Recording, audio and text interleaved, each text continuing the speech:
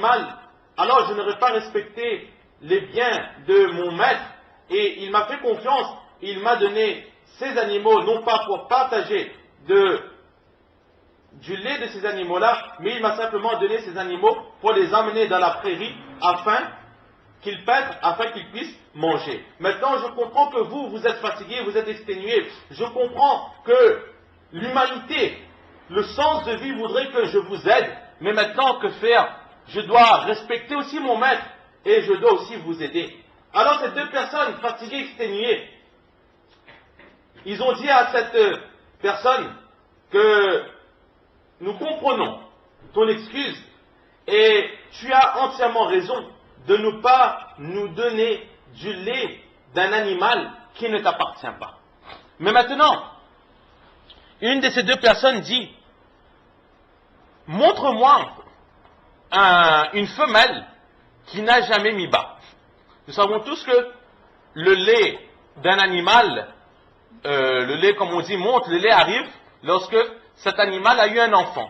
Alors lui, qu'est-ce qu'il dit? Il dit, montre-moi un animal qui n'a jamais eu d'enfant.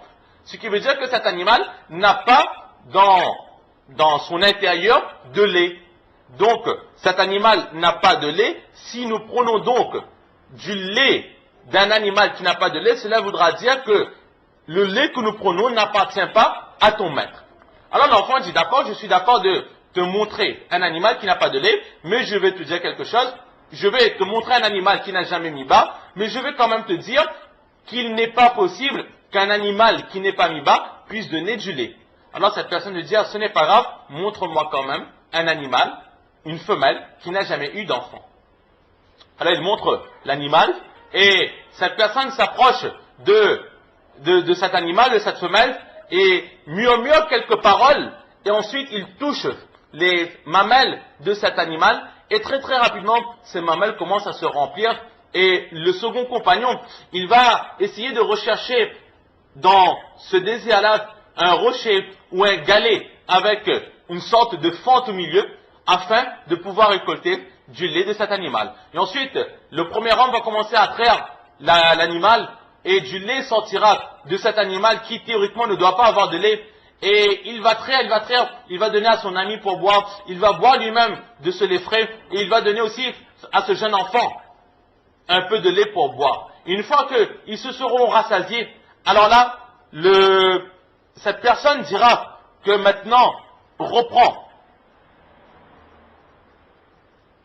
Maintenant, tu peux reprendre ta forme initiale, en ce sens, et le lait va de nouveau disparaître, et les mamelles vont reprendre leur forme initiale. Alors cet enfant sera stupéfait, il sera étonné, il va dire, enseigne-moi ce que tu viens de faire, où est-ce que tu as appris cela, quel est ce tour de magie?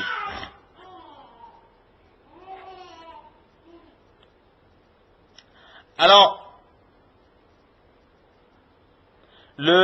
cette personne passera sa main sur la tête de cet enfant et dira que, oh mon enfant, tu seras un jour un très grand savant. Et qui étaient ces deux personnes? La personne qui a fait sortir le lait de ses mamelles n'était autre que le saint prophète sallallahu alayhi wa sallam. L'ami qui l'accompagnait n'était autre que Hazrat Abu Bakr Siddiq radiallahu ta'ala, et l'enfant qui faisait paître ces animaux était Hazrat Abdullah ibn Mas'ud radiallahu ta'ala an. Et là c'était un doigt qu'Allah subhanahu wa ta'ala avait accepté pour Hazrat Abdullah ibn Mas'ud radiallahu ta'ala an.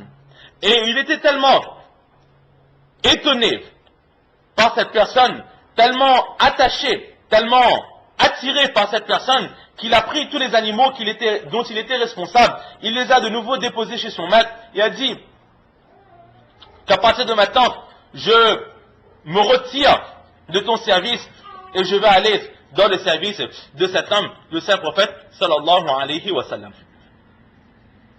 Donc, là c'était la conversion de Hazrat Abdullah ibn Mas'ud, radiallahu ta'ala an. Il dit que Hazrat Abdullah ibn Mas'ud, radiallahu ta'ala an, il a aussi eu une très grande connaissance du Coran. Très rapidement, alors qu'il était enfant, il avait déjà appris 70 sourates du Coran par cœur, et personne ne pouvait rivaliser devant Hazrat Abdullah ibn Mas'ud radiallahu ta'ala dans tout ce qui concernait le Coran.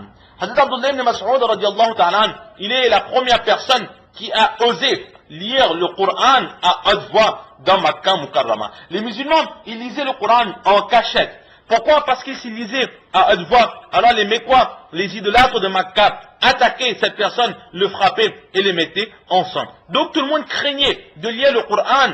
Et jusqu'à un moment où certains compagnons disent qu'il serait bien que quelqu'un se dévoue pour faire écouter à ses habitants de Makkah la parole d'Allah subhanahu wa ta'ala. Aujourd'hui, ils refusent l'islam, ils pensent que nous sommes égarés car ils n'ont jamais entendu la parole d'Allah subhanahu wa ta'ala. Mais si par exemple ils entendaient ces paroles, si quelqu'un se dévouait pour réciter ce Coran à haute voix, alors peut-être que ces paroles feront un effet de leur cœur et ils accepteront la religion de l'islam.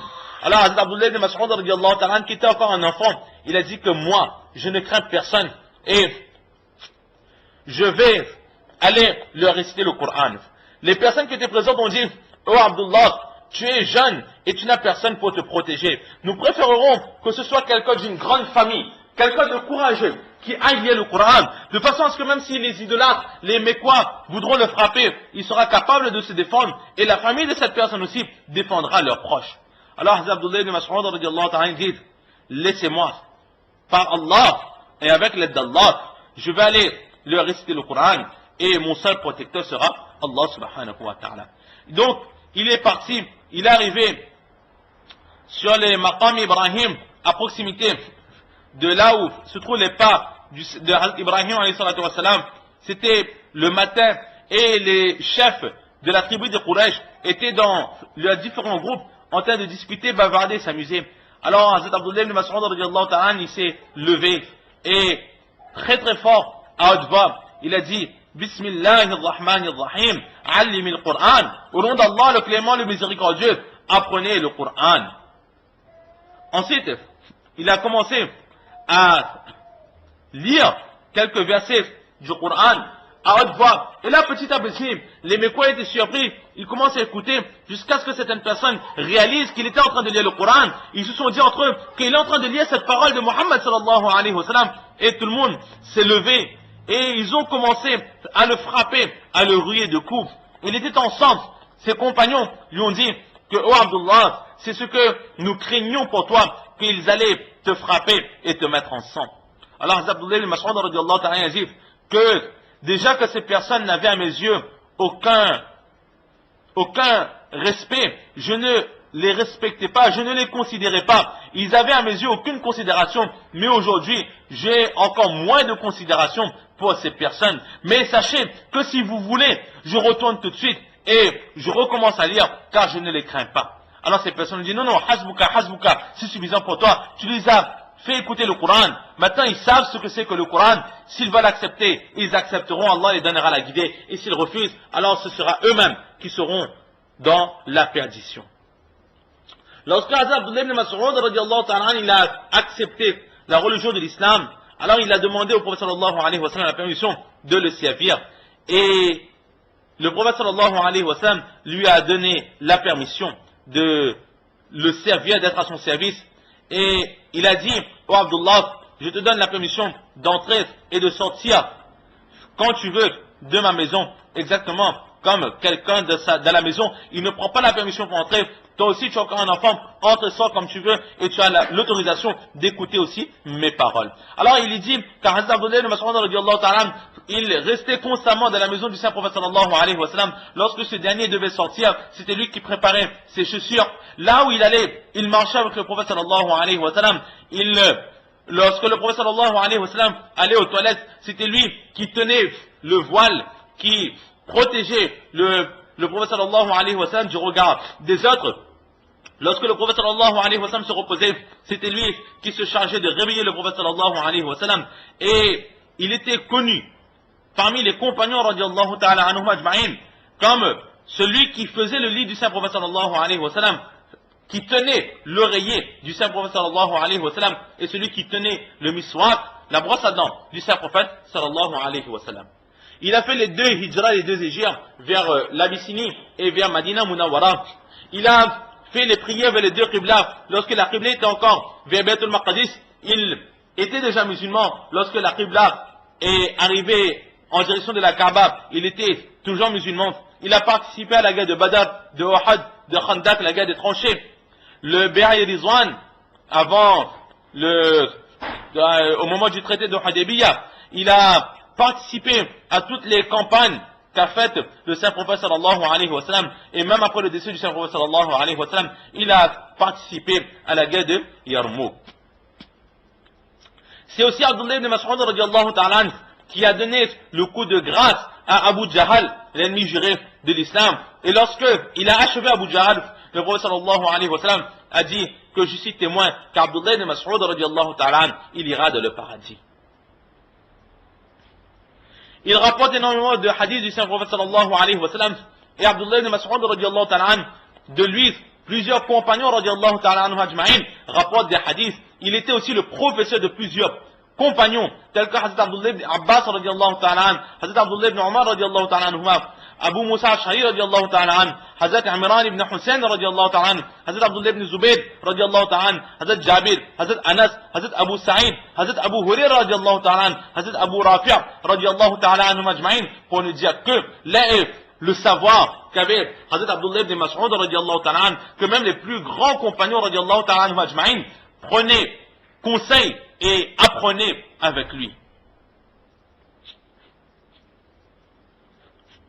Hazrat Abdullah ibn Mas'ud radiallahu ta'ala dit lui-même qu'une fois le prophète sallallahu alayhi wa sallam est venu me voir, il me dit, oh Abdullah, récite-moi la surah An-Nisa. Alors Hazrat Abdullah ibn Mas'ud radiallahu ta'ala dit, oh prophète d'Allah, tu veux que moi je lise le Coran pour toi, alors que le Coran a été révélé sur toi?